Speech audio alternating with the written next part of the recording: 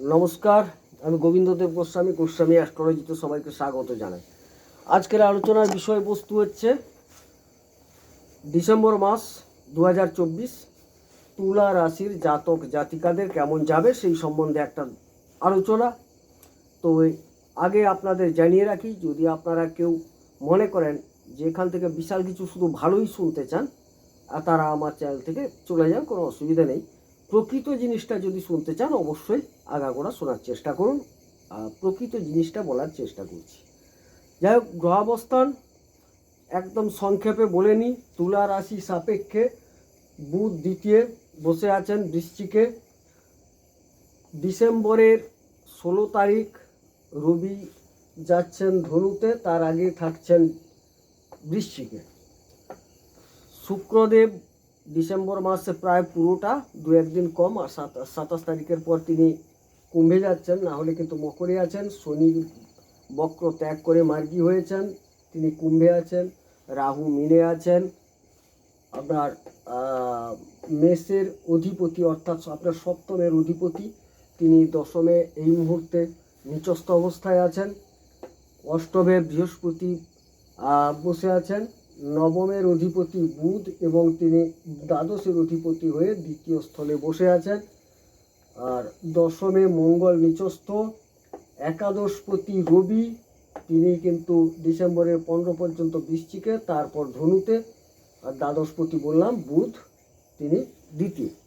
এই হচ্ছে ডিসেম্বর মাসে তুলা রাশির সাপেক্ষে গ্রহাবস্থার। যাই হোক, এরপর আলোচনা শুরু করছি। আলোচনা হচ্ছে তুলা রাশি অর্থাৎ কালপুরুষ চক্রের সপ্তম ঘর তুলা রাশি, যেখানে 1 লিখে রেখেছি। এই জায়গা থেকে আমরা সব সময় বিচার করি শরীর স্বাস্থ্য সম্পর্কিত বিষয় নিয়ে। এই রাশির অধিপতি হচ্ছে শুক্রদেব, তিনি কিন্তু একাধারে আপনার রাশির যেরকম অধিপতি এবং অষ্টম স্থলের অধিপতি হয়ে বর্তমান চতুর্থে বসে আছেন, অর্থাৎ ডিসেম্বর মাসে চতুর্থে থাকছেন।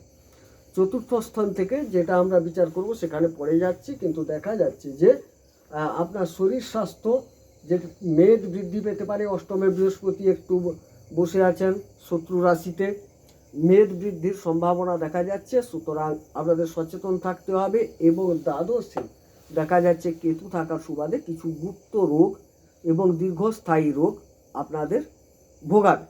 আদারওয়াইজ সেরকম কোনো খারাপ কিছু দেখা যাচ্ছে না। এবারে দ্বিতীয় স্থান, যেখানে সঞ্চয়, ধন সম্পদ, ব্যাংক ব্যালেন্স ইত্যাদি ভাবা হয়, তার অধিপতি কিন্তু মঙ্গল কিন্তু কেন্দ্রে বসে আছেন নিচস্থ অবস্থায়।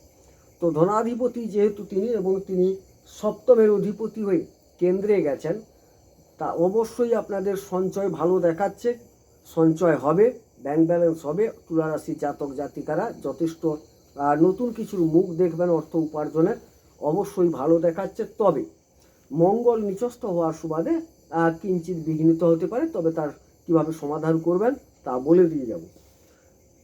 এবারে রবিও বসে আছেন এখানে দ্বিতীয়, তিনি কিন্তু 15 তারিখ তৃতীয় চলে যাচ্ছেন, অর্থাৎ এই যে 15 তারিখ অবধি একটা বুধ রবির জুটি ভালো আপনাকে সাপোর্ট দেবে। তৃতীয় চলে যাচ্ছেন 15 তারিখের পর, এবং তিনি ওই জায়গার অধিপতি কিন্তু বৃহস্পতি, তিনি অষ্টমে গেছেন। যাই হোক, এই বিচারে দেখা যায় যে যোগাযোগ পরাক্রমতা শুভ পরিবর্তন যোগ আপনার বৃদ্ধি পাবে, বৃদ্ধি যোগ দেখা যাচ্ছে। সরকারি কাজের ক্ষেত্রে অনেকটা যোগাযোগ বৃদ্ধি পেতে পারে। যাই হোক, এটা গেল তৃতীয়। চতুর্থ স্থান একটা ভাইটাল জায়গা, মা, সুখ, গৃহ, যানবাহন ইত্যাদি সেখান থেকে বিচার করা হয়। আর শুক্রদেব হচ্ছেন প্রাচুর্যের কারগ্রহ, তিনি বসে গেছেন চতুর্থে এবং বন্ধুগৃহে, এবং চতুর্থের অধিপতি যিনি, তিনি কিন্তু পঞ্চমে গেছেন, শনিদেব মার্গী হয়েছেন। সুতরাং তুলা রাশির যারা জাতক জাতিকা আছেন তাদের কিন্তু পারিবারিক একটা সুখ স্বাচ্ছন্দ্য যথেষ্ট বৃদ্ধি পাবে। যানবাহন কেনার যোগ দেখা যাচ্ছে যথেষ্ট পরিমাণে, গৃহ সম্পত্তিও কেনার যোগ দেখা যায়।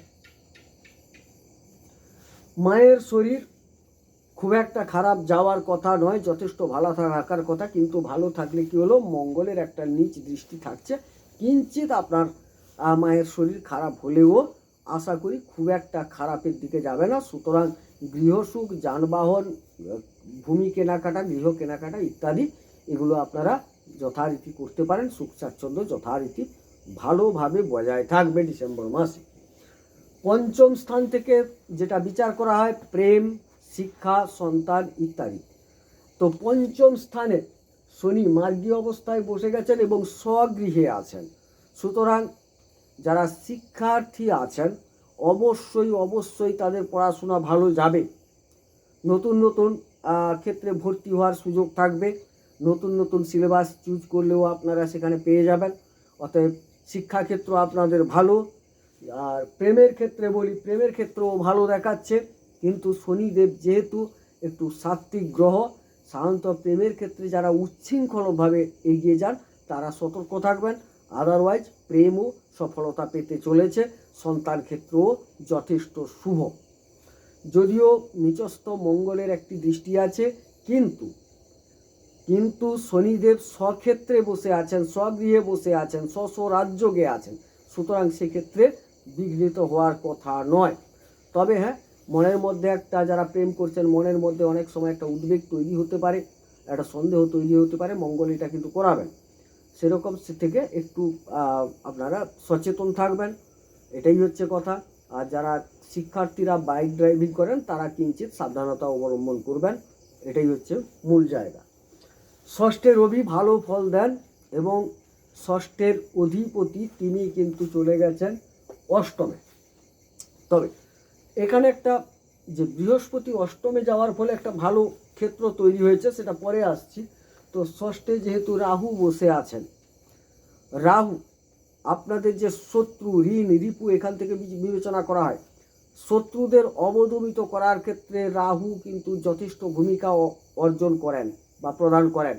সেখানে আপনারা যথেষ্ট সাহসিকতা দেখাতে পারেন এবং শত্রুতা তৈরিও কম বেশি হতে পারে। রাহু বসে আছেন, মনটাকে ডিসমাইন্ড করবেন সবসময় বা ওই রকমভাবে এগিয়ে নিয়ে যাবেন, কারণ রাহু এই ধরনের চরিত্র। তবে সেটা বেশি দিন টিকবে না, এই কারণে না বৃহস্পতি হচ্ছেন তার অধিপতি, তিনি অষ্টমে চলে গেছেন। তো অষ্টমে বৃহস্পতি যে থাকা খুব ভালো তা নয়, কিন্তু যেহেতু তিনি তৃতীয় এবং ষষ্ঠের অধিপতি হয়ে অষ্টমে গেছেন, বিপরীত একটা রাজযোগ তুলা রাশির ক্ষেত্রে তৈরি হয়ে গেছে। সেই ক্ষেত্রে আপনারা শুভ ফলটা পাবেন। সুতরাং শত্রু অবদমিত হবে, ঋণ পরিশোধ হবে।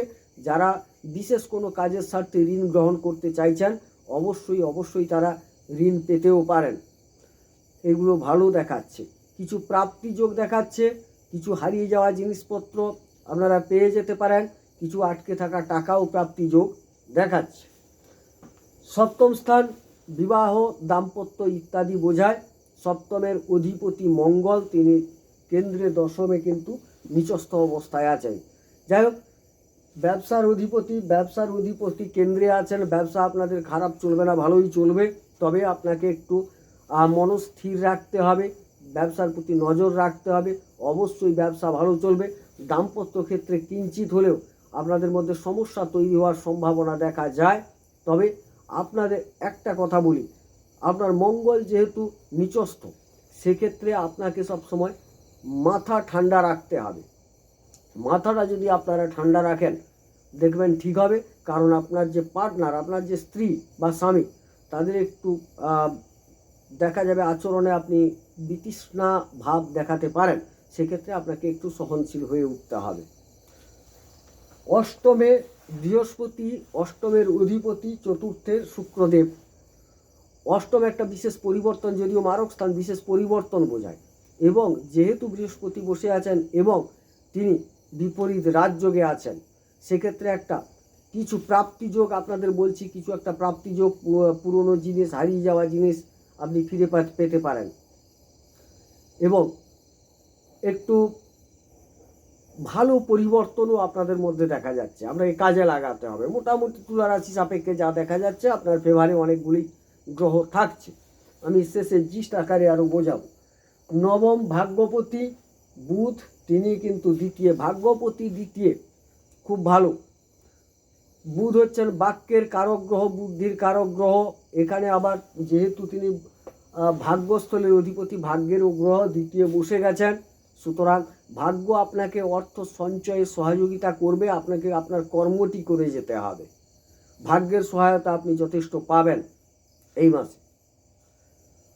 বাকি দশম কর্মস্থল, এই জায়গায় মঙ্গল নিচস্থ।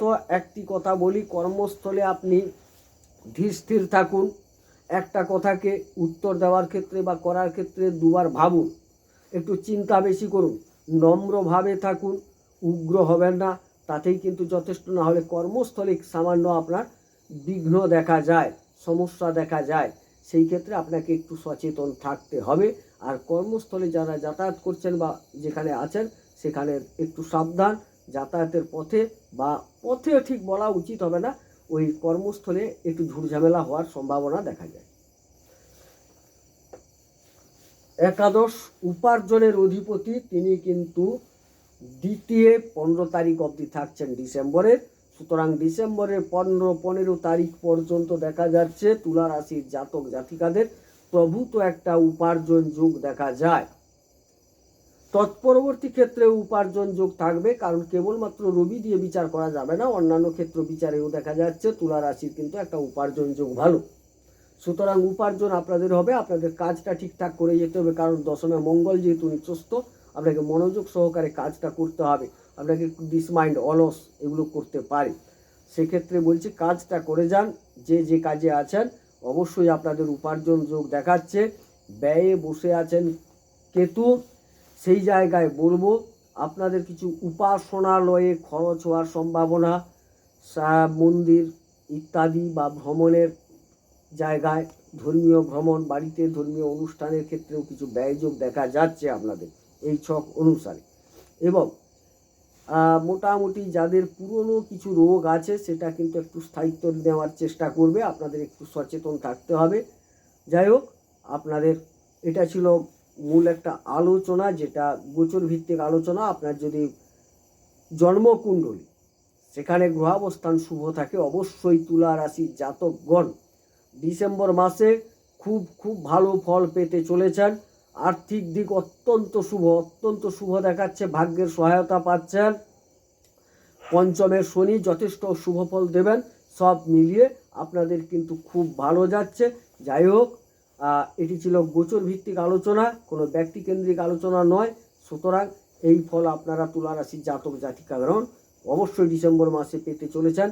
আর সমাধানের ক্ষেত্রে বলি আপনাদের যে এখানে মঙ্গলকে একটু আপনারা ঠিক করুন, অর্থাৎ কিভাবে করবেন তাও বলে দিচ্ছি। বৃহস্পতি রাজযোগে বসে আছেন, কোনো চিন্তা করার দরকার নেই। আপাতত মঙ্গলটাকে দেখছি একটু ডিস্টার্ব আছে, আর রাহু আপনাকে কিঞ্চিত এদিক ওদিক করাতে পারে, ঝামেলায় জড়িয়ে দিতে পারে, যদিও রাহু কিন্তু ষষ্ঠে ভালো ফল দেন। আপনাকে বলবো যে আপনি কিচ্ছু করার দরকার নেই, মঙ্গলের স্তোত্র বা কবচ পাঠ বা শ্রবণ করুন। আর যেহেতু আপনার রাশিপতি শুক্র, তাকে একটু উজ্জীবিত করুন, শুক্রের আপনি একটু স্তোত্র বা কবচ পাঠ করুন। এবং যেহেতু বুধ দ্বাদশপতি হয়ে তিনি গেছেন, ভাগ্যপতি এবং দ্বাদশপতি হয়ে দ্বিতীয় আছেন, সুতরাং বুধ শুক্র মঙ্গল এই তিনটি গ্রহের কবচ পাঠ বা শ্রবণ করুন, অবশ্যই আপনারা উপকৃত হবেন। আমার এই চ্যানেলে সব কিছু পেয়ে যাবেন। যদি ভালো লাগে, কথাগুলো খুব সংক্ষেপে বললাম এবং যেটা ঘটবে সেটাই বললাম, ভালো লাগলে আমার এই চ্যানেলটিকে সাবস্ক্রাইব করুন, লাইক করুন। সবাই ভালো থাকুন, সুস্থ থাকুন, ঈশ্বর সকলের মঙ্গল করুন, মঙ্গল হোক। নমস্কার।